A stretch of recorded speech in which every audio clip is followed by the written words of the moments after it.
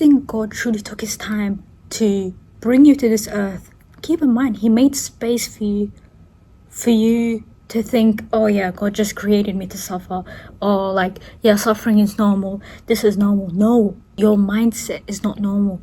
This is why in the Bible, God talks about first seek the kingdom of heaven and all his righteousness will be added into you. People say that so much that it almost stuck to my mind. It stuck to my mind. But anyways, you have to come to the understanding you are a literal materialization of God, of God. And you're telling me you don't have self-esteem, you don't have confidence or even faith. Faith gives you everything. How are you telling me that your energy, your soul, literally came from God and it has God's touch in it? And you're telling me that, yeah, this is how my life is supposed to be like. I'm supposed to suffer because I saw my mom suffering, I saw my dad suffering, I saw my uncle who lost his leg and kidney, told me not to do this, and this is why they're suffering, this is why nothing works out for them. No, this is why I am such a firm believer in, like, when you change your mindset, I'm telling you, everything changes for you. Let me tell you a story, yeah, that literally made me realize, like, wow, your perception to things is actually so insane and it's so powerful. So it was my birthday recently. I booked a hotel, a very nice hotel, keep in mind, and and I invited my mom and everything, my family. Usually I don't do that, but anyways, it was like a family birthday event type. And I kid you not, I invited my mom for 3 days. Her whole perception on reality changed. She was like, oh, because she saw the hotel, she saw the pools, she saw all the things that is quote unquote expensive. And she was like, this is so easy to attain and stuff like that. And her mindset was thinking, like, she wasn't thinking in survival, because she was thinking, oh, this is easy. If people have money to stay in this hotel for how many days, there is room, there is space. If people can make money and people find ways in making money, why am I any less special, any less competent? That's what she was thinking. Keep in mind, my mom grew up in very much survival, so for her to say this, it was kind of shocking. And she was so, like, she adapted very easily and everything, waking up early, having breakfast. And then after my birthday, when she went home, she told me, like, oh, it's so crazy how the way I was thinking before in the hotel and now when I'm back home is completely different. I feel like life is harder and I have to almost work more or work harder. Do you see how it's so crazy when you're in different environments?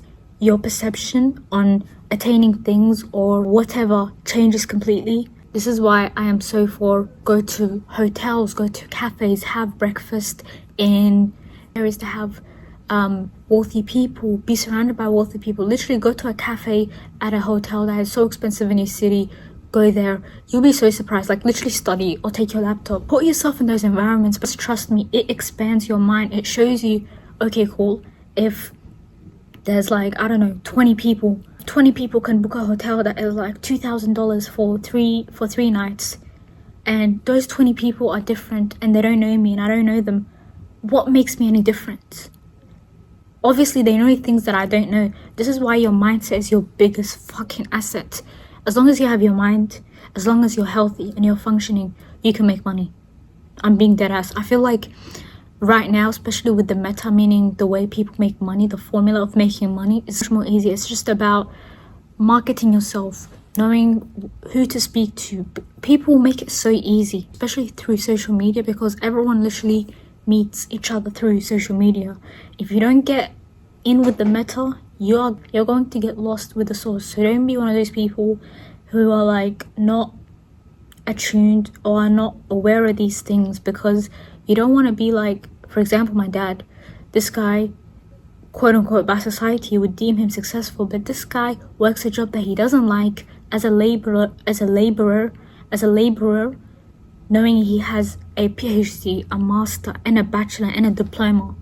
It's mad how life turns out. This is why it's so important to educate yourself, because you don't want to work hard, you want to work smart. God will never make you suffer. Humans make you suffer. And it's so funny because, like, everyone has this inner voice, inner critique, whatever you want to call it, that would tell you, like, that would be so quick to tell you, like, oh, my life is messed up because of this person, of that person, of my mom, of my brother. The reason why my life is so shit is because of this person. But when are you ever going to take accountability? Because accountability is the only way you can escape this fuckery, this fuck shit. Do you know what I mean? If you don't take accountability of your life, the years are gonna just add on, the months is gonna just keep changing, and before you know it, you're gonna be 25, 30, 35 with nothing to your name. This is why it's so important to experiment and do and take as many risks as you can in your early 20s, because your early 20s, the repercussion of anything not working out is very minimal. If you're trying to take the same thing when you're older or you have kids or whatever, if you're more tied down, it's going to be harder. This is why it's so important to put yourself out there, put your craft out there, put your name, and be confident about it. Everyone started somewhere. You might see the picture perfect, but trust me, everyone started somewhere. God will never make you suffer. It's only humans. It's so funny that I say this is because the first people that raise us are our parents, and our parents literally dictate our beliefs, the way we perceive life, what is safe, what is not. We are taught by these people, and those people have so much authority over our life to the point where we almost become mini versions of them. This is why it's so important to understand what beliefs do I have from my parents, what beliefs did I adopt from maybe experiences from others, from what I went through, because 9 times out of 10, if a belief is not serving you, it's just here to control you. So you need to get to the nitty-gritty of what makes your identity, what makes you you, because 9 times out of 10 you'll be so surprised you are just operating from a consciousness or a self-concept that is in direct opposition to who you want to be, or it's basically a blueprint of your mother or father 0.0. Why would you repeat that? This is why it's so important to do a lot of self-reflection, self-examining, and I can't tell you a technique to do. It's only done with being alone. This is why it's so important to be alone. When you disconnect from the external world and you choose to go within, you learn a lot about yourself. It's so funny, in this day and age, people are so quick to, like, people nowadays can't go a week without socializing, speaking, texting, phone calling.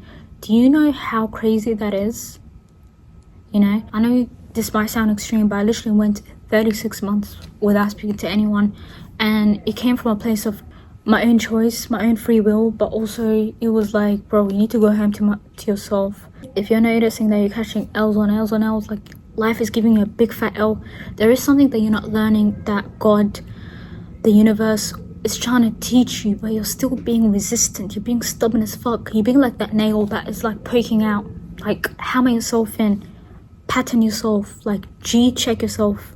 It's so important to do that, because a lot of people get lost in themselves when it comes to the external world and forget or negate the fact that if you don't do the inner work, people will just naturally mirror where you're lacking until you literally heal, until you literally address whatever is within you that you need to heal. Because if you don't do that, the cycle is going to keep going. If, for example, like for me, I had this thing where like I constantly attracted disloyal people, and then I was thinking, all right, cool, I'm a very loyal person, and that is one of my biggest values, like someone to be loyal.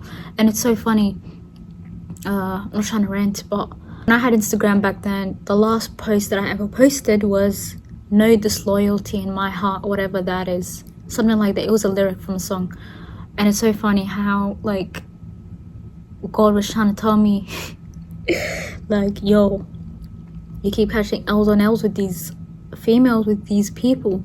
And then I realized, all right, cool, what am I enabling? What is it in me? All right, cool, I'm a very loyal person, and that is one of my biggest values, but it's not that. It has to be something else. I dug deep within myself, and I was like, what am I doing? What am I doing?